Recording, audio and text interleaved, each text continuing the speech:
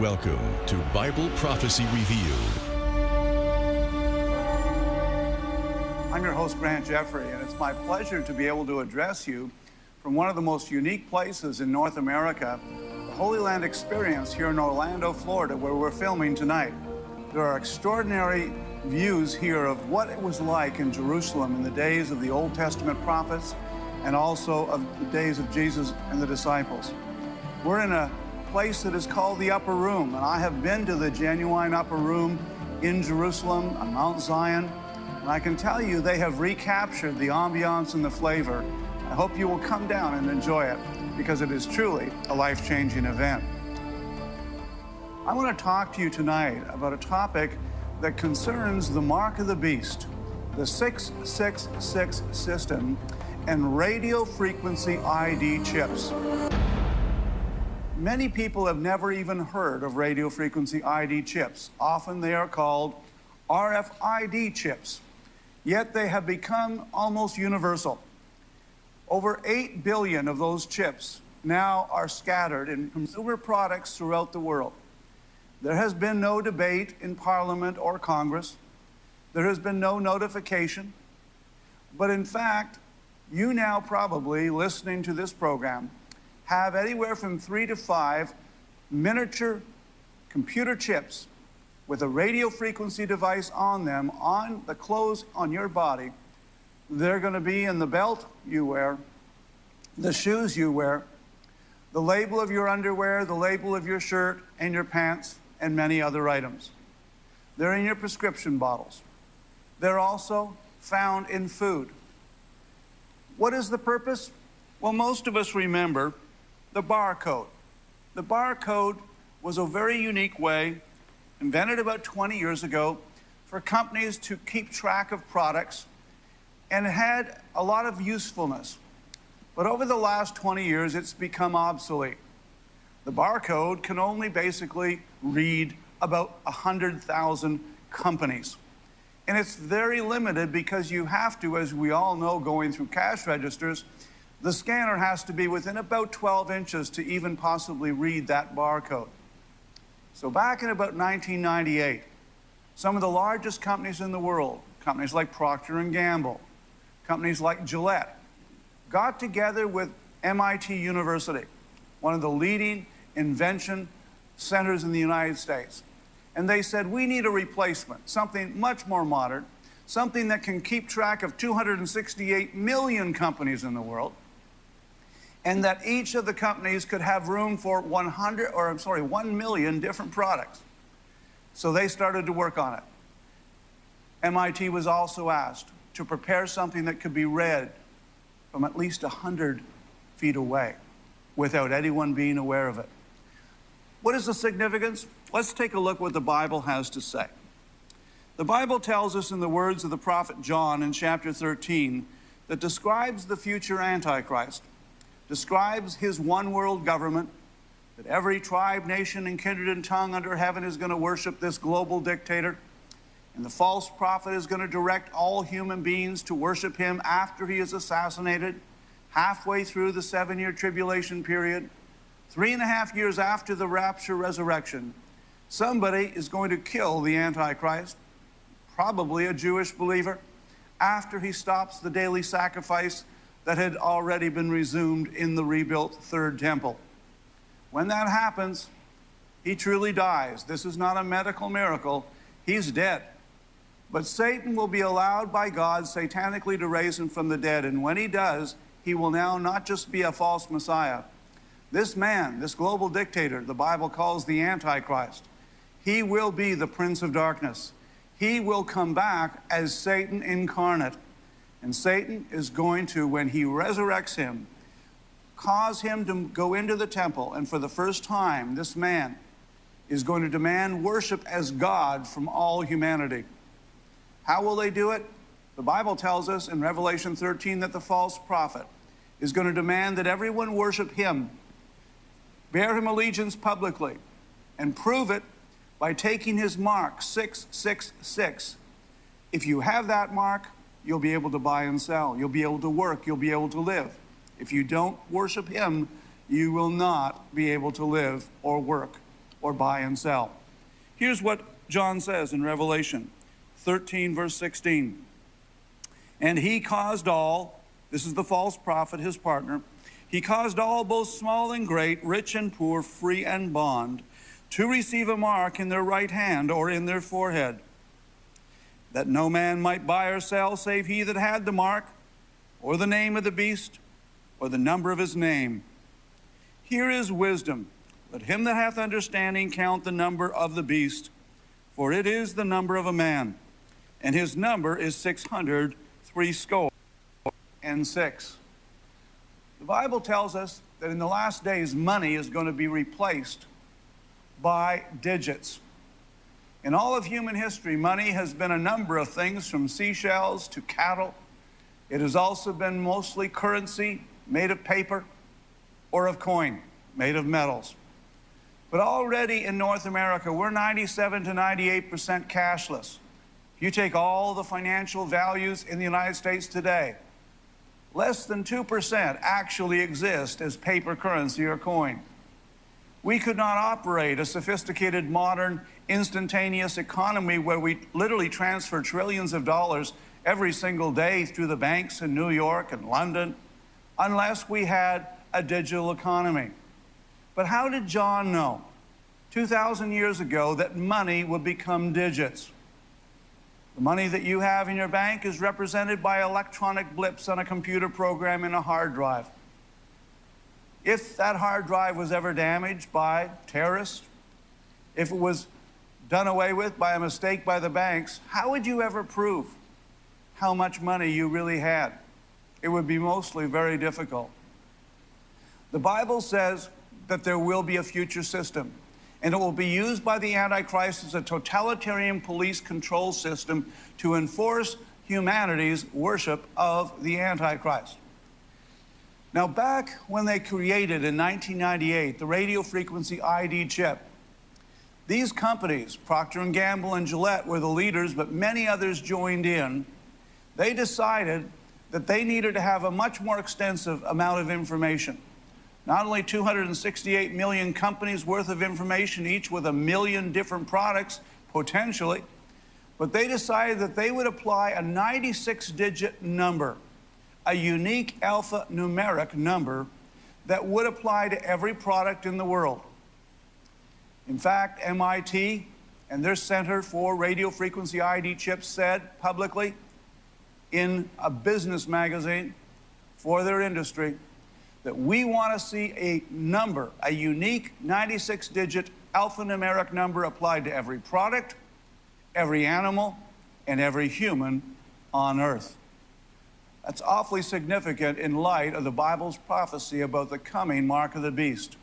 Because one of the things prophecy teachers like myself have always wondered is how in the world could the Antichrist institute a universal system so quickly, because he only has 3.5 years from the time he's assassinated and is resurrected to introduce such a system globally before the Battle of Armageddon comes that ends his reign and Christ will destroy him. How could it be done? Well, what if? What if a system, maybe a second or third generation of what I'm going to tell you about in this program, already existed? Pre-existed perhaps even the rise of the Antichrist to take over the revived Roman Empire and the 10 nations of Europe? What if the system was introduced for economic and security reasons, and then it was simply taken over at some generation in the future by a future dictator who would then utilize it to say, okay, if you want to worship me and continue living and working and buying and selling, we will add 666 to your original number. Such a modification of an already existing chip system beneath the skin of radio frequency ID chips or the next generation thereof could very easily and quickly be implemented universally. What am I talking about? Well, the radio frequency ID chips are, in fact, when they were first brought out, about the size of a large postage stamp. In the center of the postage stamp was a little tiny computer chip. A wire went out in a maze around it in a square. It did not have a battery. but anyone who had a RFID scanner, the size of a flashlight, they cost about $300 on eBay. Anyone with one would send out a radio signal 100 feet, and it would bounce back with the unique 96-digit alphanumeric number of that particular product. Now, let's say you buy a pair of shoes. That 96-digit number will have the first three numbers indicating the country of manufacture, probably China. Then the company that made it and sold it. The retailer that actually you bought it from. And now it will identify the type of product it is, and finally a number of those numbers will identify that particular pair of shoes or pants or shirt or whatever the other product is. That unique number identifies the product from all other products in the trillions of products in the world. But here's what happens. When you go through the cash register and you pay for it with your debit or credit card, or even a check, your personal identity is now attached to the radio frequency ID 96-digit number. You see, those numbers are transferred by the internet, by that store, instantly by the internet to an underground base run by the manufacturers and retailers who now store all those billions of numbers of individual products. But now with that belt that I bought in a large retailer, is not only that number, but attached to it is my name, Grant R. Jeffrey, and my Visa or debit card, whatever I used to purchase it. Now they put scanners in the doors and in the floors of banks by the tens of thousands. IBM, for example, created a system called Margaret. They applied scanners built secretly into the doors and into the floors of tens of thousands of banks. And when they did so, when you as a valued customer come in to a bank, instantly up on the scanner to their security comes your RFID numbers. And instantly it connects to the tellers, computers, and the managers. Grant Jeffrey has just walked through that door. And so I walk up to a new teller that I've never met before in my life, and she acts as if I'm her old best friend, because she has all my data, all my bank accounts, loans, and everything else on her computer screen. Very brilliant system. You might ask the question, did IBM ever ask people if they wanted such a system? No. Did any of these companies ask for this? Ask their customers? The answer is no. They tried a bit in the period around 2002. They had a number of close focus groups where they brought in 30 or 40 people, average consumers, and they said, here's how this system works. What do you think? Without exception, everyone said, absolutely no way. Why? Simply, there is not a single consumer benefit for you and I. None. No benefit whatsoever. The benefit is entirely for the manufacturers, the distributors, and the retailers, and the market researchers, because they could turn off the system when you exit the cashier, but they don't. They want to see how you use that product. They want to track it with scanners built into the banks, into the railway stations, train stations, into the airports. George Orwell, the English novelist, wrote in 1948 a book called 1984. It was a threat that many of us in our English classes have read. There was a novel that predicted a world would arise in which every citizen's conversations, almost his thoughts, all his activities, would in fact be recorded 24/7. Orwell never even dreamed of the kind of technology that exists today, nor did Adolf Hitler or Joseph Stalin, because they could not possibly track all the activities and the location of every citizen of their dictatorships. But today we can. The truth of the matter is, these radio frequency ID chips, and to see how small they started out like a postage stamp, but 80% of them now are the size of a period at the end of a sentence. In other words, they're virtually invisible. They're placed on the labels, and you cannot see them, of all your clothes. They're placed between the soles of your shoes and in the leather of your belt. These products are now universally used throughout the world. China has just chipped with RFID chips 1,300,000,000 of their people in their internal identity documents, without which they cannot travel from city to city or province to province. So 1/4 of the whole globe was chipped in the last year. And they already are using subcutaneous RFID chips that are the size of a period at the end of a sentence, and they're injected painlessly beneath the skin for elite military units. Here's an example. Here's a product which I actually use. It's made by Gillette, the M3 razor. But in the packaging, there is an almost invisible RFID chip, because they want to track how this product is used. Can it be destroyed? Well, I've had people put it through microwaves, and that doesn't work. I've had people try hitting it with a hammer. Sometimes that works. But the reality is, since they've been introduced, they're everywhere.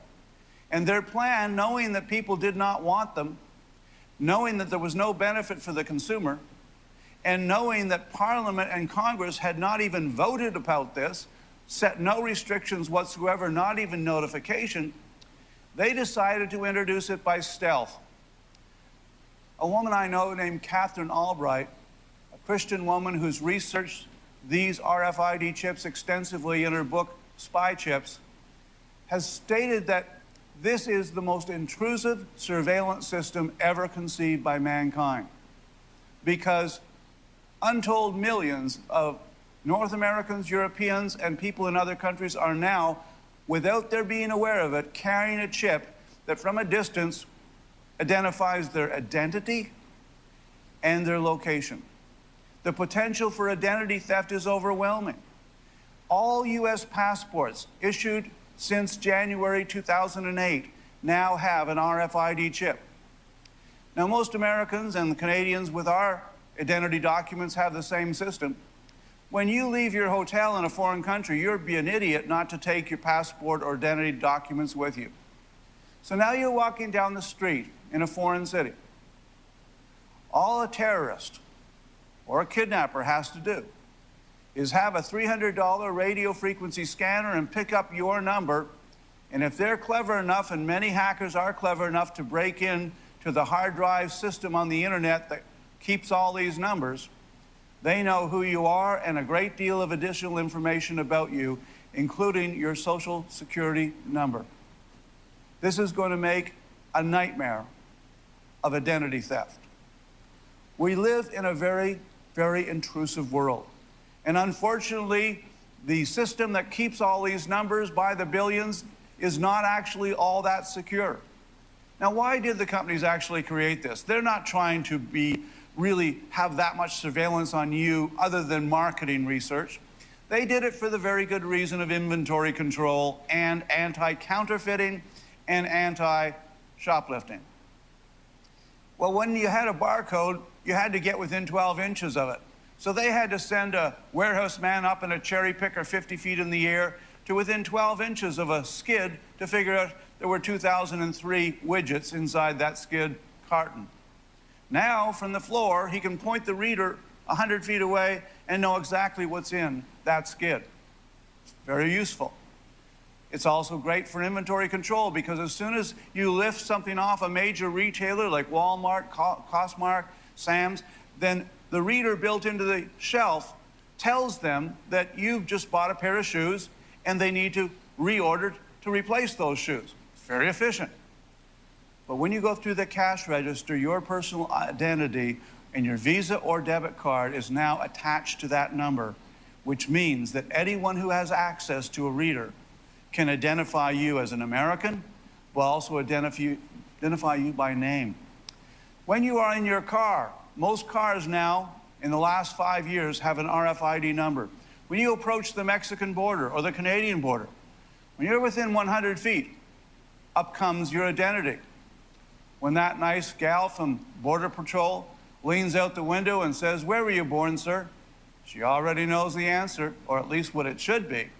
If you don't give the same answer, they're going to ask you for a secondary investigation in the office.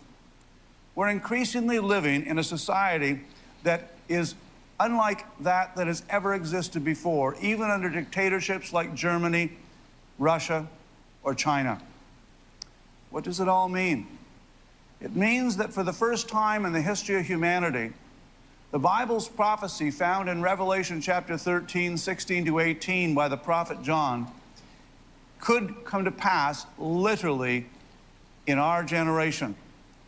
In no other decade up until the last, since 2000, could what the Bible describes as the mark of the beast exist. How might it be implemented? Well, I think it could be implemented quite easily. For example, right now, in Canada, credit cards, Ontario Health Card, and in the States with the new Obama Health Care, there will be a unique card you have with a radio frequency ID chip.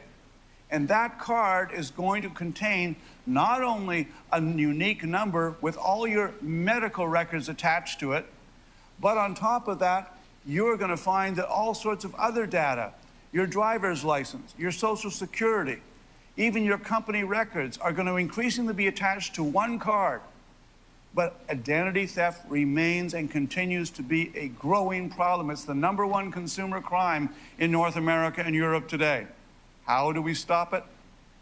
It doesn't take a genius to realize that those that are concerned about identity theft and security are sometime soon going to suggest that not just elite military units and elite police units have a under-the-skin computer chip, but rather it is going to be suggested that we inject a radio frequency ID chip that can be read from up to 100 feet away, and that it have unique biometric information. This would make counterfeiting almost impossible. Do you know that in the United States, we've actually seen a situation where money has now been introduced by the United States, first by the euro in Europe, now the United States, Britain, and Canada are looking for security reasons of putting a radio frequency ID chip in every single piece of currency. That would mean that a potential thief could just drive down your street, drive down any street in your city, and with a radio frequency scanner would literally be able to detect how much paper currency you had or any other person walking or driving on that same street. The potential abuse of our privacy and of our personal property is overwhelming. This is the world we live in. Increasingly, as we know, almost all valuable pets are now having a radio frequency ID chip placed in their body. But did you know that livestock, both horses, cattle, sheep, are having the same chips placed in them? The Department of Agriculture wants to be able to track animals from the time they're born all the way through the food chain until it ends up on your table, so that if there's a future mad cow disease attack or anything similar, they can easily monitor and deal with it. The problem is that every one of these intrusions in privacy and surveillance can be justified to some degree on its own benefit to government, to society. Governments hate cash. They hate cash because cash is used for drug lords and crime. Cash is used for prostitution. Cash is used for money laundering, tax evasion, many other crimes. It's easy to see that if you eliminated cash entirely, many crimes would become very difficult to remain unobserved by the police. Governments hate cash. Banks hate cash. And so there's a tremendous interest in both the banks and government to move away from individual cash and coin and rather to replace it. And putting an R.F.I.D. chip in currency like the euro, which has already been done, is just one more step toward the elimination in the very near future of any currency whatsoever. And you will literally have to use a credit or debit card, a smart card, with an R.F.I.D. chip in it before you can even buy anything. Almost all the new phones that are the expensive phones above $250 to $300 now have a radio frequency ID chip in them. which can be programmed when the system is ready to say go with your credit or debit card. From that point on, when going through a store that is set up for the system, you would not have to pull out a card. You would not have to pull out cash. You would simply hold up your phone within 25 feet of a scanner at the cashier and walk right out of the store with that pair of pants and that pair of shoes. We are living in the last days. While much of this technology has been introduced not with a malevolent purpose, the truth of the matter is that it has a malevolent potential effect on our privacy and our freedom. We are living in the last days. The Bible said it would happen. Over the last 40 years that I've studied Bible prophecy, many other teachers and students of prophecy have doubted that this is really what's coming at us. I used to doubt it too, up until about 20 years ago. But my research in financial planning over 20 years revealed that when they introduced credit cards and debit cards, that was by no means the end of their planning. These were always intended to be temporary, transitional steps that would lead to something that would use radio waves. Today, they can, from a satellite or helicopter, with a radio frequency ID chip with a battery that is smaller than the period at the end of a sentence, can identify your location and absolutely locate who you are. In light of this, you need to realize that we are living in the time that Jesus spoke of and the other prophets. Jesus told us that we should not be filled with despair. In fact, we are to recognize that Jesus Christ is coming very soon. Is this becoming as universal as I suggest? Well, think about this. In bars in Miami, in bars in Spain, even in the Caribbean, people who go to those bars, and as you know, most of the women who go to the bars hardly have room in their clothing to carry any kind of purse or credit card whatsoever. They are voluntarily agreeing to have a radio frequency ID chip placed beneath the skin so they would automatically debit their credit or debit card for their purchases of drinks in the bar that night. What does it all mean? It's time to look up, my friends, because without question, our redemption is drawing nigh. It's been a joy to share with you. God bless you.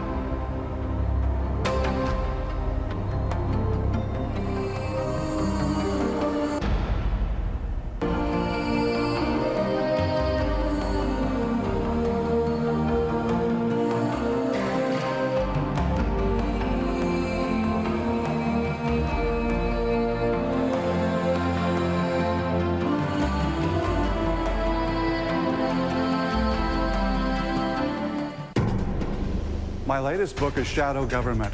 It documents the global elite plan to destroy America and our freedom and privacy. It documents the surveillance society that now exists that is watching your emails, your internet surfing, and your phone. You need to understand the surveillance society that is now attacking our American freedoms. I encourage you to get Shadow Government. It'll open your eyes to the reality that now exists throughout our world today.